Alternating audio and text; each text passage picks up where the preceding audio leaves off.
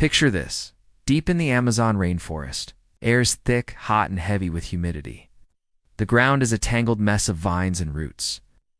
And somewhere in the shadowy undergrowth, a giant hairy tarantula creeps out of its burrow, ready to hunt. Its many eyes gleam like golden coins in the gloom. And right next to it, barely bigger than a peanut M&M, sits a tiny frog. Now, you'd think this is about to turn into a one-bite snack. But nope. Turns out these two are basically roommates, and one of the weirdest roommates in the animal world. Welcome to nature's weirdest BFFs. This is a microhelid frog, or as scientists call them, microhelidae, which is Latin for tiny boy who eats bugs. There are over 735 species worldwide, but you've probably never heard of them because, well, they're small, quiet, and not really into influencer culture. They tend to stay hidden under leaves or buried in the dirt, only popping out when no one's looking. It makes them hard to find and harder still to study. Plus, their calls are so quiet, you need a special microphone to hear them. No wonder they're known as the little brown frogs of the world. Not exactly glamorous. But back to our little frog friend. He's hanging out near a tarantula burrow in Peru. This is a Chiasmocles ventrimaculata, or as its friends call it, the dotted humming frog. And this is a Xenesis immunis, aka the giant phantom tarantula. One of the biggest in the world, capable of growing a leg or two longer than your forearm. You wouldn't want to meet this thing in a dark alley, unless you want your soul ejected from your body. But turns out, this particular tarantula is more chill than most. Tarantulas normally eat frogs. They actually prefer them medium rare. But this one's all, nah, bro, you're cool. She's been observed picking up baby frogs, giving them a little sniff, and then dropping them gently back down. When she does this with adult frogs, she just straight up spits them out. But if the mama tarantula has babies, she's like, hey, how about you come over and babysit for me? But it seems like she just doesn't want to eat the frogs. Why? Maybe she's trying to be nice. Maybe she's trying to make friends. The frogs are living the high life, or at least the high leaf litter. They're chilling in some of the most dangerous real estate in the jungle. Tarantulas aren't the only threat.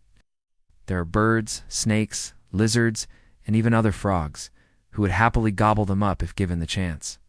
But somehow they're staying safe and sound in a tarantula's den. Okay, so we've got a frog, a tarantula, and a whole lot of questions, like how do they even know each other? Do they hang out outside of the burrow? What happens when the tarantula goes out hunting? Are the frogs just like, oh hey, watch this cool trick I learned where I pretend to be a tree? As soon as the sun goes down and the tarantula starts hunting, they scurry up and wait. Basically, they're just waiting for the spider to come home, so they can raid the snack bar. See, there are always leftovers around the spider burrow. Small insects that didn't make it into the spider's lair or out of the lair, or sometimes even spiders that didn't make it past the front door. And this is prime time for the frogs.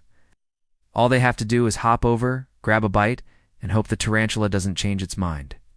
Now, the tarantulas don't seem to mind.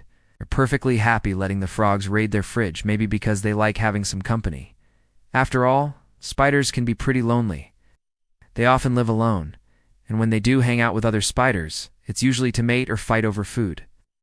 So if a spider happens to find a roommate, you better bet they're going to take it. We do know that the frogs are benefiting. They're getting easy meals and free security from predators. It even hides under the tarantula when it feels danger around. And we know that the tarantulas don't seem to mind having a babysitter for her eggs. Now this isn't just a one-off oddity happening in the jungles of Peru. Scientists have spotted the same thing happening in India and Sri Lanka. There, the burrows of arboreal tarantulas. Yes, tree tarantulas. Because apparently spiders don't respect personal space in any dimension, are often shared by tiny frogs. When the baby spitties grow up and move out, the mama spider sometimes lets the frog stay. It's like, yeah, let's keep each other company and enjoy some soap operas. Now, at first, scientists thought this was commensalism, where one species benefits and the other is just there. But now, they think it's mutualism, where both parties get something out of the relationship. It's basically, they're not just putting up with each other, they're actually friends. Kind of, sure, they're not sending each other mixtapes or making plans to hang out. But they're not actively trying to kill each other either, and that's got to count for something.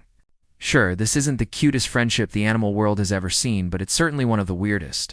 It just goes to show you never know what kind of friends you'll come across in life.